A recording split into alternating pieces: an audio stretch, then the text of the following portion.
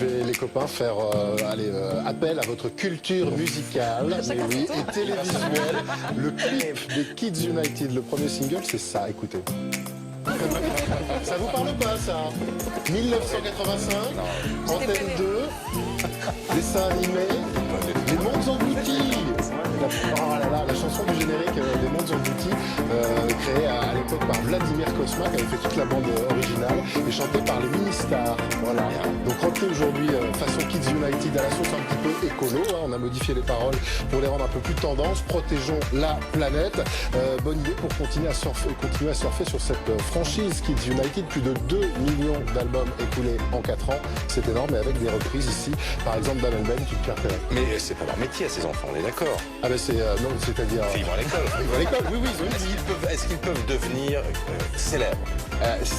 C'est tout ce qu'on peut espérer, en tout cas, avec une petite demoiselle qui s'appelle Erza, qui faisait partie justement des Kids United et qui tente de lancer sa carrière solo, justement, écoutez.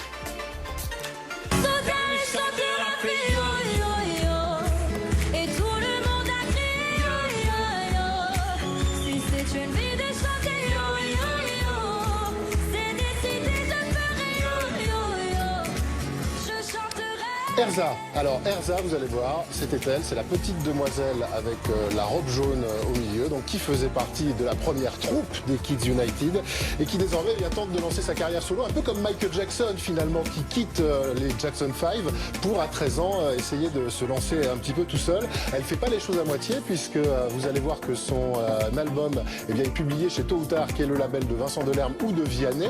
Vianney, tiens justement, et c'est sur les plateaux télé qui se sont un petit peu rencontrés avec les Kids United. Ils ont flashé tous les deux ensemble, et c'est la première fois que Vianney écrit et compose intégralement un album pour quelqu'un. La petite demoiselle a 14 ans, elle est aux Anges, on l'a rencontrée avec Nicolas Béard. Vianney. Il voulait faire un album avec moi parce que je mettais beaucoup d'émotions quand je chantais. J'étais sincère et je chantais pas comme ça en fait, juste pour chanter. Et en fait, on s'est directement bien entendu.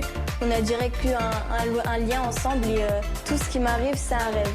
C'est incroyable et je pense que là, j'arrive pas encore bien à réaliser, mais c'est juste un truc de fou.